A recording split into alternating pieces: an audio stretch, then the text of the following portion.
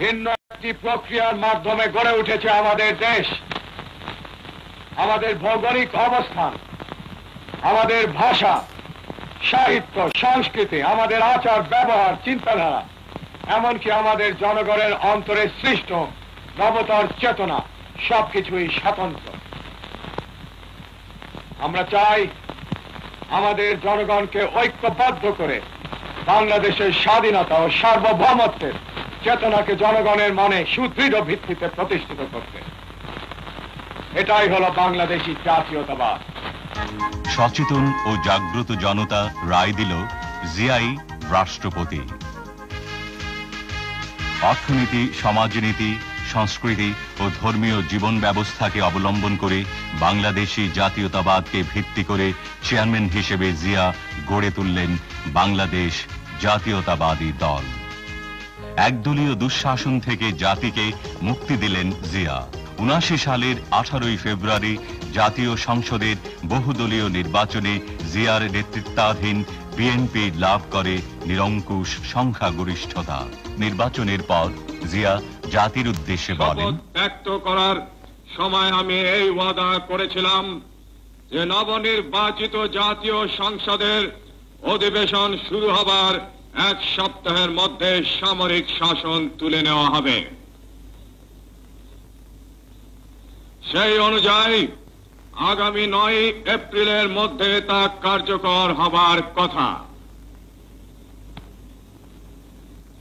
আমি এখন আনন্দের সঙ্গে ঘোষণা করছি যে এই মুহূর্ত থেকে দেশে সামরিক আইন প্রত্যাহার করা হলো। কৃষি ক্ষেত্রের উন্নয়নে গ্রামের জনগণের কাছে জিয়া বারবার গিয়ে সহজভাবে ডাক দিয়েছেন। ১ নম্বর, খাদ্য উৎপাদন দ্বিগুণ করতে হবে।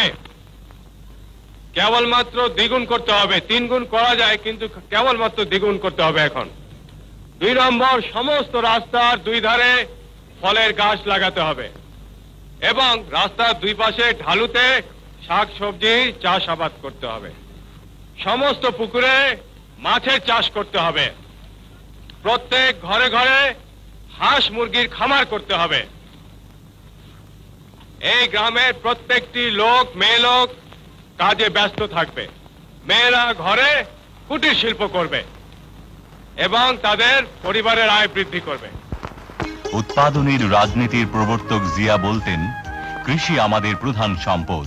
কৃষি ক্ষেত্রে আমাদের ব্যাপকভাবে নামতে হবে, অসম্ভবকে করতে হবে সম্ভব। তাই শুরু হলো সবুজ বিপ্লব। পল্লী উন্নয়ন পরিষদ হলো গঠিত।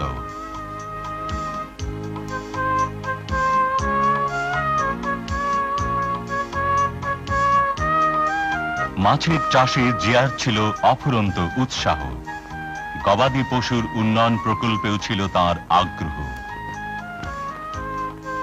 পল্লী বিদ্যুতায়নের মাধ্যমে গ্রামীণ অর্থনীতিতে বৈপ্লবিক পরিবর্তন আনলেন জিয়া। জনগণের কাছে প্রশাসনকে জবাবদিহিমূলক করার জন্য ঘোষণা করলেন প্রশাসনিক রূপরেখা। আমরা স্বাধীন হয়েছি আবার কারো তাবেদার হওয়ার জন্য নয়, এবং তাবেদার আমরা হইনি। সমস্যার সমাধান আসতে হবে জনগণের কাছ থেকে। বাংলাদেশে জাতীয়তাবাদী হবে রাজনীতির মূল ভিত্তি। জনগণের ভাগ্য পরিবর্তনই হবে রাজনীতির মূল লক্ষ্য। শোষিত বঞ্চিত মানুষের অর্থনৈতিক মুক্তির সনদ সমবায়কে উৎসাহ দিতেন জিয়া। জনগণের সুবিধার্থে বুড়িগঙ্গা সেতুর ভিত্তিপ্রস্তর স্থাপন করেন তিনি। যোগাযোগ ব্যবস্থাকেও দিতেন প্রচুর গুরুত্ব। সর্বনাশা বন্যা থেকে ঢাকা মহানগরীকে বাঁচাতে করলেন ডিএনডি বাঁধ।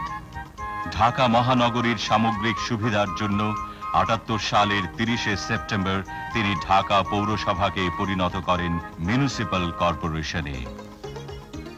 জনতার চাহিদায় টেলিভিশনকে করেন জিয়া রঙিন বর্ণাঢ্য।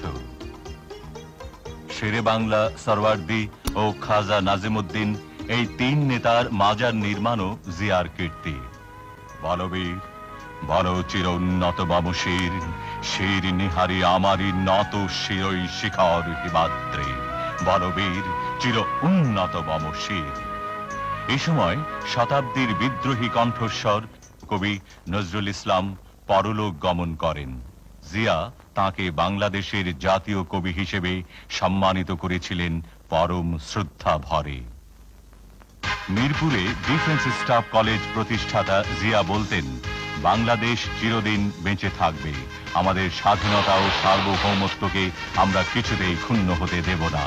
বিস্ময়কর সাংগঠনিক দক্ষতায় তিনি সেনাবাহিনী, নৌবাহিনী, বিমান বাহিনী, বিডিআর, পুলিশ, আনসার, গ্রাম প্রতিরক্ষা দল, rover scouts, boy scout, president's guard regiment গড়ে তোলেন।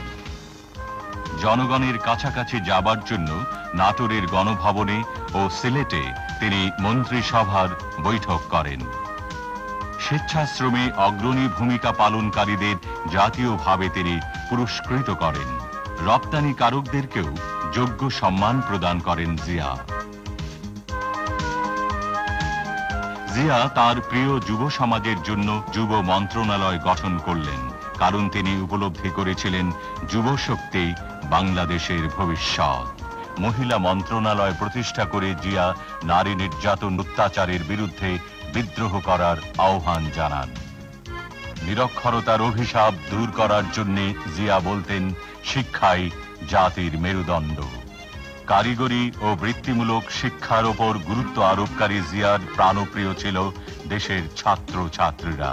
বঙ্গভবনে হিজবুল বাহারে মেধাবী ছাত্রছাত্রী, ক্ষুদে বিজ্ঞানীদের জিয়া বলতেন, তোমরাই হলে বাংলাদেশের হাজার হাজার বছরের পরাধীনতার কলঙ্কমোচনকারী প্রত্যাশার আনন্দ নিঃশ্বাস।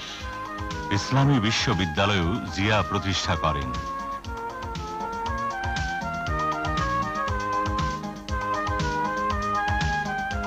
আইসিটি ভিটিআরও তাঁর কীর্তি। আন্তর্জাতিক ক্রীড়াক্ষেত্রে বাংলাদেশ মাথা তুলে দাঁড়াবে এই প্রত্যাশায় জিয়ার আমলে স্টেডিয়ামে আসন সংখ্যা বাড়ে, ফ্লাড লাইট প্রচলিত হয়, শুরু হয় এশীয় যুব ফুটবল। টেনিস কমপ্লেক্সও তিনি প্রতিষ্ঠা করেন। ক্রীড়াক্ষেত্রে কীর্তিমানদের তিনি করতেন পুরস্কৃত।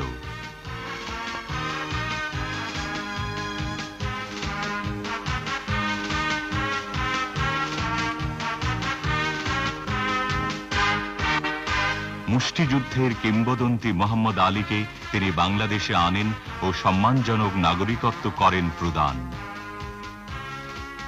নিজেও সামান্য অবসরে খেলায় উঠতেন মেতে। বাংলাদেশের হাজার বছরের সংস্কৃতির উত্তরসূরি জিয়া প্রবর্তন করেন বাংলা নববর্ষ উৎসব। স্বাধীনতা পদকে ও 21 পদকে সম্মানিত করেছেন তিনি জাতীয় শিল্পী, সাহিত্যিক ও বুদ্ধিজীবীদের। তাঁর এই উৎসাহে প্রচলিত হয় জাতীয় চলচ্চিত্র পুরস্কার। চলচ্চিত্র শিল্পকে ইন্ডাস্ট্রি ঘোষণা, উন্নত মানের চলচ্চিত্রকে অনুদান ছাড়াও ফিল্ম ইনস্টিটিউট ও ফিল্ম আর্কাইভস তিনি স্থাপন করেন। সংবাদপত্রের স্বাধীনতায় বিশ্বাসী জিয়া পূর্ববর্তী সরকার কর্তৃক নিষিদ্ধ সংবাদপত্রগুলোকে মুক্ত করেন। প্রেস ইনস্টিটিউট স্থাপন, প্রেস কাউন্সিল গঠন ও প্রেস ক্লাবের সংস্কারও করেন জিয়া।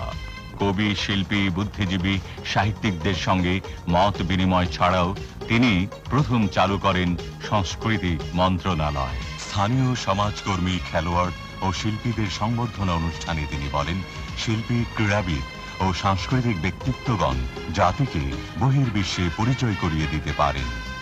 সাংস্কৃতিক মান বিকাশের লক্ষ্যে প্রতিষ্ঠা করেন শিশু একাডেমি। বিনোদনের জন্য শিশুদের উপহার দেন শিশু পার্ক।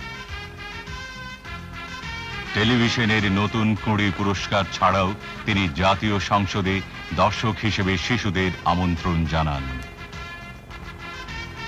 আন্তর্জাতিক শিশু বর্ষের মিছিলে জিয়া নেতৃত্ব দেন নিজে।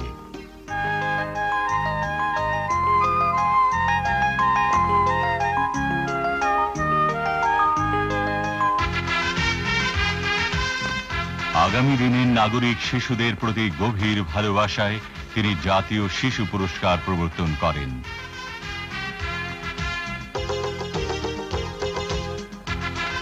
বঙ্গভবনে প্রতিভাবান শিশুদের পুরস্কৃত করা ছাড়াও স্টেডিয়ামে শিশুদের মাঝে সরলতার সঙ্গে মিলেমিশে জিয়া শিশুদের নয়নমণি হয়ে ওঠেন।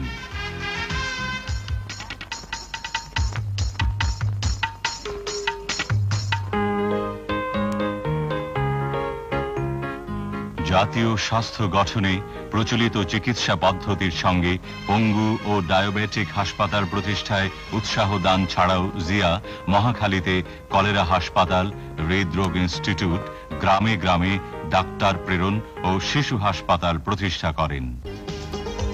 কৃষিক্ষেত্রে উৎপাদন বৃদ্ধির জন্য স্থাপন করেন সার কারখানা। সরকারি কর্মকর্তাদের দক্ষতা বৃদ্ধির জন্য চালু করেন লোক প্রশাসন প্রশিক্ষণ কেন্দ্র। বিশ্বব্যাপী বিমান যোগাযোগের গুরুত্ব দিয়ে গড়ে তোলেন আন্তর্জাতিক বিমানবন্দর। ঢাকায় আন্তর্জাতিক মানের সোনারগাঁ হোটেল স্থাপনও তাঁর দূরদর্শী চিন্তার ফসল।